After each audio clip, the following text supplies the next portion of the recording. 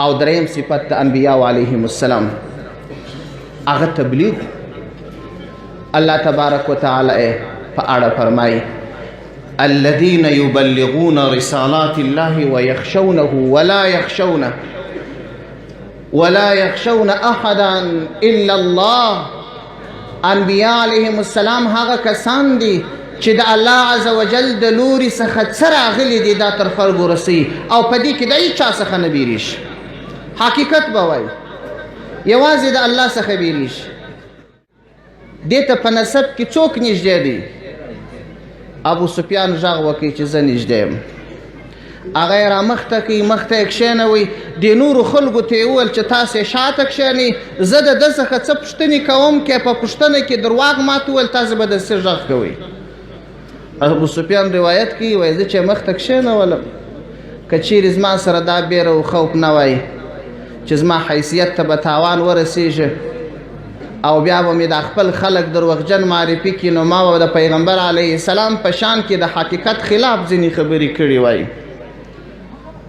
نو هرقل یا عظیم الروم پوښتنې د ده څخه شروع کړلې چې ښه ته وایه دغه کس چې په تاسو کې د نبوت دعوه کړې ده دا د څنګه نسب څښتن دی؟ ابو سفیان ورته وایي چې زموږ په قوم کې تر ټولو هغه شریف نسب والا دی. بیا پوښتنه ځینې کوي وایي دوهمه پوښتنه دا ده دغه د نبوت دعوه چې ده کړې ده آیا په تاسو کې بل چا هم تر ده مخکې دغه دعوه کړې ده؟ هغه ورته وایي چا نه ده کړې. بیا درېیمه پوښتنه کوي وایي آیا د ده په پلار نیکه ورنیکه په دې کې یو څوک باچا تېر سوی دی؟ ابو سفیان ورته وایي نه دی تېر سوی. بیا پوښتنه ځینې کوي اما د پیغمبر علیه السلام صداقت چې رښتینولي یې دومره واضح وه چې ابو سفیان غوندې سړی د یو داسې واکمن چې عظیم الروم و په هغه زمانه کې دا دوه غټ قوتونه وه چې یو د فارس و یو د روم و او خلکو به دا ویل چې د فارس او روم مقابله کول دا د ځان وژنې په معنا باندې دي. دومره غټ غټ قوتونه وه. په دغسې حالت کې بیا هم د ده د صداقت تایید کړي.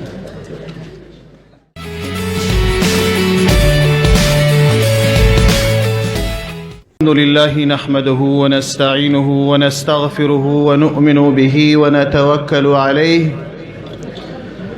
ونعوذ بالله من شرور أنفسنا وسيئات أعمالنا من يهده الله فلا مضل له ومن يضلله فلا هادي له ونشهد أن لا إله إلا الله وحده لا شريك له ونشهد أن سيدنا محمدًا عبده ورسوله إمام المرسلين وخاتم النبيين سيدنا صلى اللهم عليه والتسليمات وعلى آله وأصحابه أجمعين. أما بعد فأعوذ بالله من الشيطان الرجيم. بسم الله الرحمن الرحيم. الذين يبلغون رسالات الله ويخشونه ولا يخشون أحدا إلا الله وكفى بالله حسيبا. صدق الله العلي العظيم. محترم معزز مشرانو شيوخ علماء راغلو میلمنو او د جلسې ټولو ګډونوالو السلام علیکم ورحمت الله وبرکاته. معزز ورونو تاسو ته معلومه ده چې باراني هوا ده، میلمانه او ګډونوال ډیر دي، وخت مختصر دی.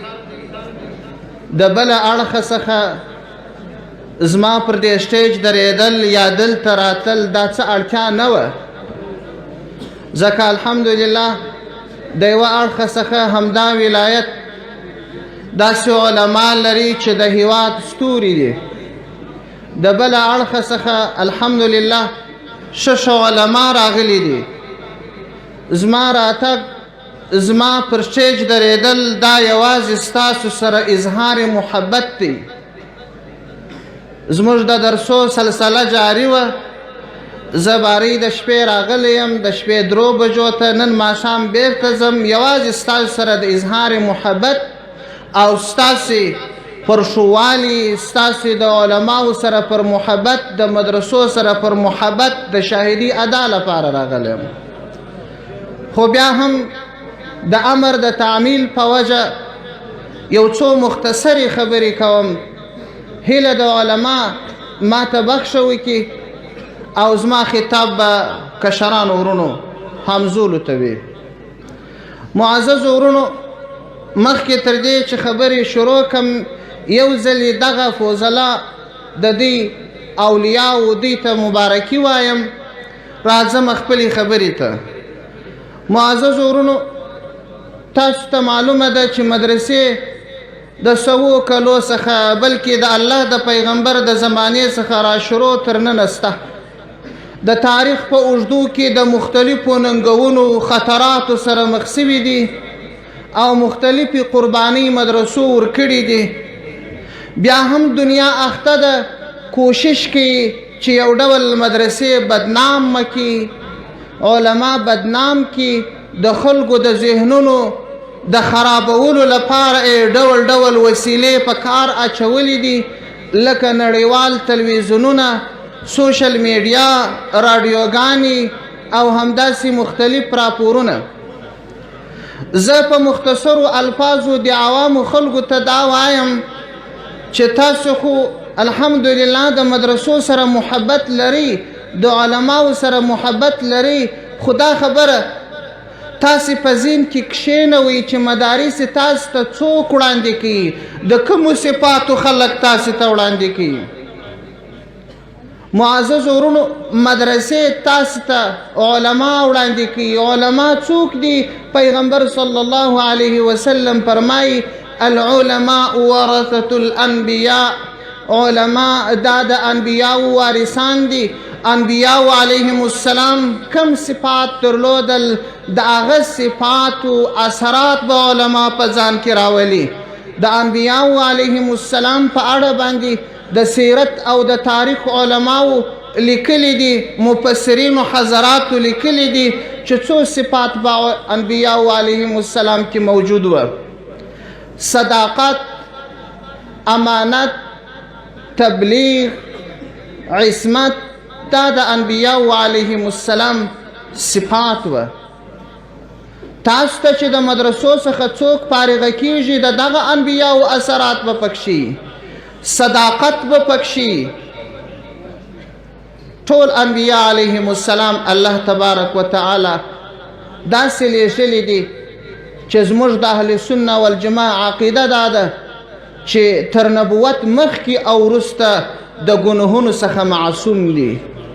درواغ دا یوه بده ګناه ده، په دې کې هیڅ کله او هیڅ وخت د درواغ ویلو او یا د بلې ګناه کولو اثبات نه دی سوی او همدا مو عقیده ده. پیغمبر صلی الله علیه وسلم د ده د صداقت شاهدي کفارو هم ورکړې ده. زه یو نمونه تاسو ته پیښوم. د پیغمبر صلی الله علیه وسلم په اړه باندې یو مشهور روایت دی، د بخاري شریف 9 نمبر حدیث دی او روایت کوونکی هم ابو سفیان دی چې تر اسلام وروسته دا حدیث روایت کړی دی. هغه قصه یې بیان کړې ده چې کله په حدیبیه کې پیغمبر صلی الله علیه وسلم د قریشو سره معاهده وکړه د 10 کالو لپاره، که څه هم هغه موده پوره نه سوه، کفارو ماته کړل.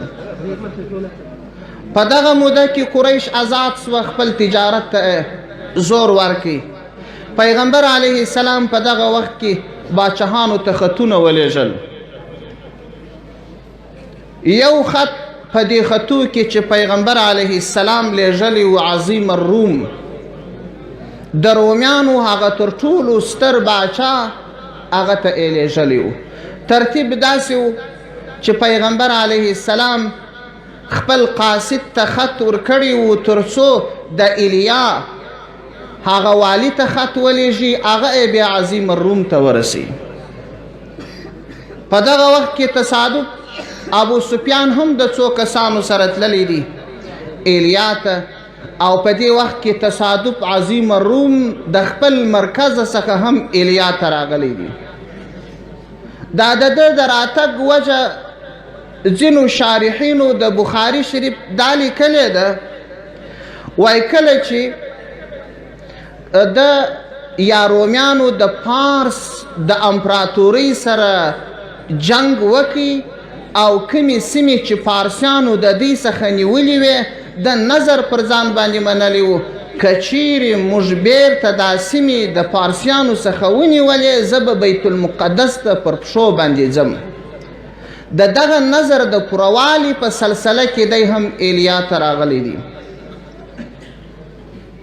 دغه وخت د ایلیا والی خط عظیم الروم ته پیش کی. د هغه زمانې چې کوم والی و خط ایده ته پیش کی، د پوښتنه وکړل چې آیا دغه پیغمبر چې ماته یې خط لیږلی دی او ماته یې د اسلام دعوت را کړی دی، د دې د وطن څوک شته؟ چا داسې جواب ورکړي، معلومات یې ورکړي چې د دغه ښار یو څو تجاران یا څو کسان راغلي دي چې هغه مشر یې ابو سفیان و، څه کسان نور ورسره وه. باچا راوغوښتل، ابو سفیان یې هم راوغوښت سره د هغه نورو ملګرو. نو بیا یې ترجمان راوغوښتی او بیا یې د دې خلکو څه پوښتنه وکړه چې په تاسو کې و دغه د پیغمبر داعي ته د نبوت داعي دې ته په نسب کې څوک نږدې دی؟ ابو سفیان غږ وکړي چې زه نږدې یم. هغه یې رامخته کړي، مخته یې کښېنوئ. دې نورو خلکو ته یې وویل چې تاسې شاته کښېنئ، زه د ده څخه څه پوښتنې کوم، که په پوښتنه کې درواغ ماته وویل تاسې به داسې غږ کوئ.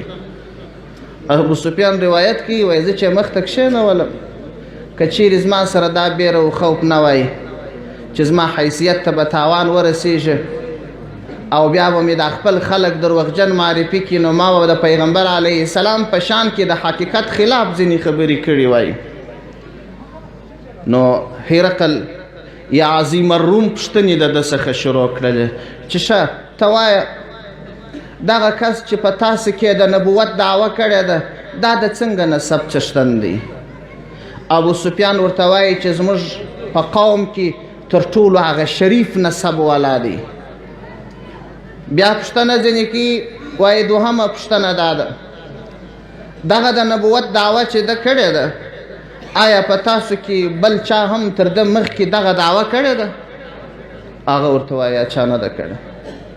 بیا درېیمه پوښتنه کوي، وایي آیا د ده په پلار نیکه ور نیکه په دې کې یو څوک باچا تېر سوی دی؟ ابو سفیان ورته وایي نه دی تېر سوی. بیا پوښتنه ځینې کوي، وایي د ده تابعداران چې د ده اطاعت کوي دا څنګه خلک دي؟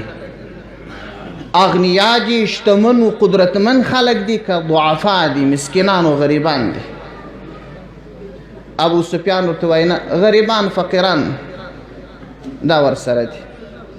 بله پوښتنه ځینې کوي، وایي آیا په دغه ایمان راوړونکو کې د ده د نبوت په تسلیمونکو کې یو څوک داسې پیدا سوی دی چې په دې دین کې داخل سوی او د دې دین څخه یې بیرته نفرت سوی پر شا تللی؟ هغه ورته وایي داسې څوک نه دی راغلی. څوک چې دین ته راغلی دی بیا یې د احد احد نارې وهلې دي، که څه هم خلکو پر اور غورځولی دي، که یې څه هم وژلی دي، بیا هم د دې دینه نه ریا وشي. بیا پوښتنه ځینې کوي، وایي هل تتهمونه بالکذب؟ یو وخت تاسې پر ده باندې د درواغو اثبات کړی دی چې د درواغ ویلي؟ قال لا، موږ در اوسه د ده څه درواغ نه دی لیدلی.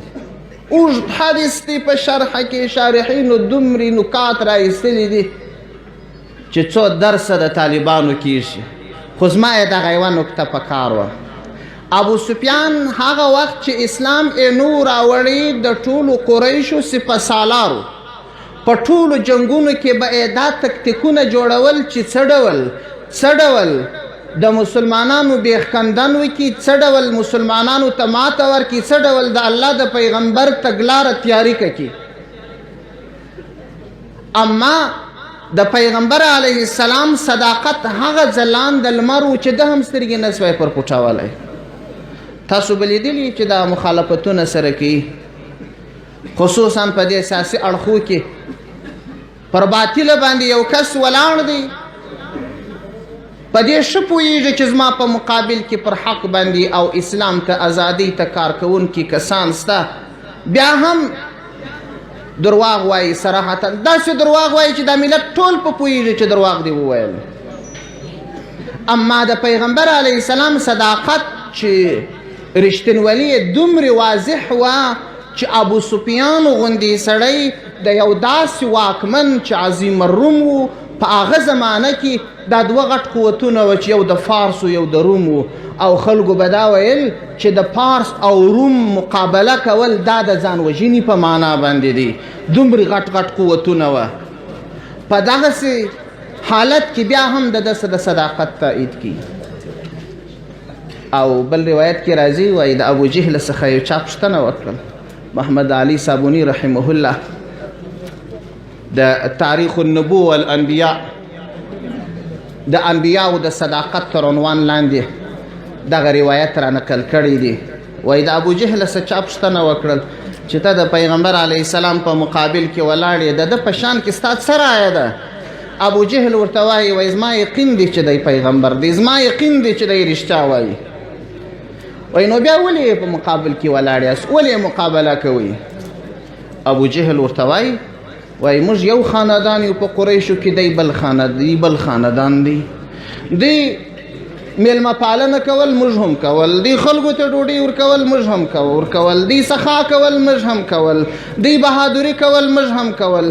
آخر په دې کې یو چا د نبوت دعوه وکړل، په موږ کې چا دا دعوه نه سوی کولی، ځکه د نبوت دعوه ده خو د الله سره تعلق لري، د الله د خوا به پیغام راغلی، د الله د خوا به وحي ورته سوي، نو موږ خو د الله سره رابطه نه سوی جوړولی.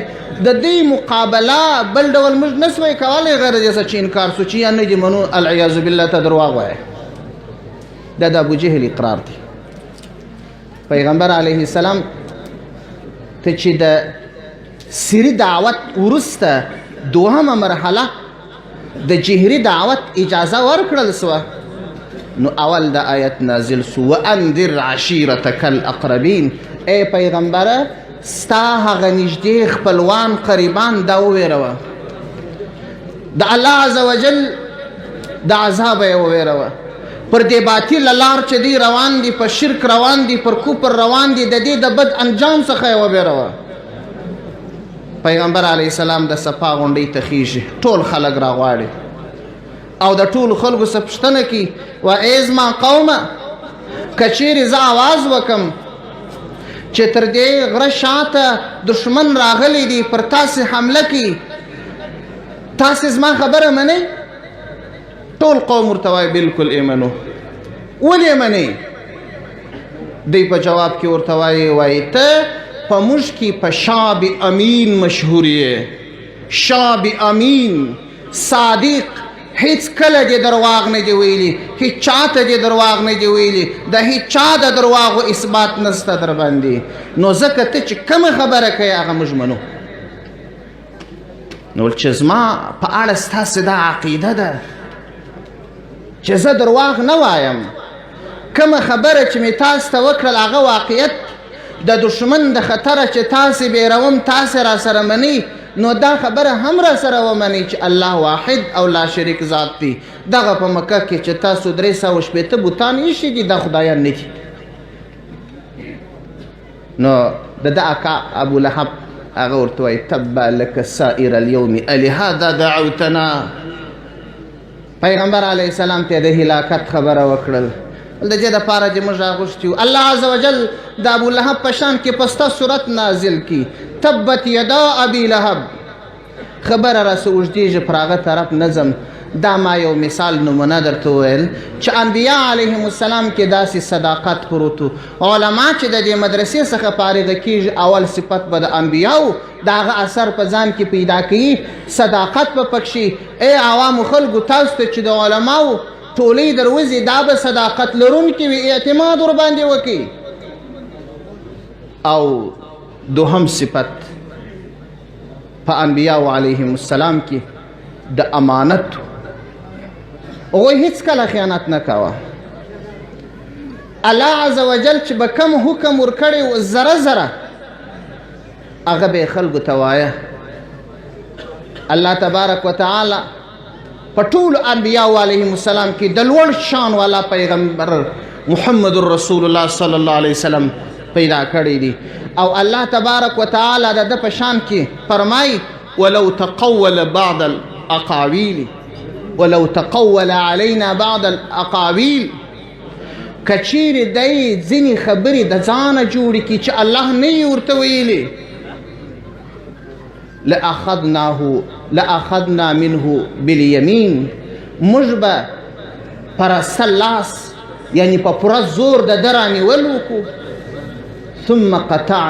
ثم قطعنا منه الوتین او کما قال الله تعالی بیا به یې دا شارګونه پرېږدو ګورئ د یو لوړې درجې پیغمبر دی د هغه په شان کې الله فرمایي چې یوه ذره یوه خبره یوه جمله دی د ځانه درته ووایي الله عز وجل فرمایي وایي زه به ګرفتاري وکړم ای خلکو پیغمبر چې تاسو ته څه ویل دي ټول رښتیا دي او پیغمبر علیه السلام ته الله جل جلاله حکم کی وایي بلغ ما انزل بل ځای کې الله عز وجل فرمایي وما هو علی الغیب بضنین پیغمبر علیه السلام هغسې څوک دی چې څه ده ته ورکول سوي دي په هغه کې دی بخیلي کوونکی نه دی یوه ذره شی نه پټوي نو ځکه د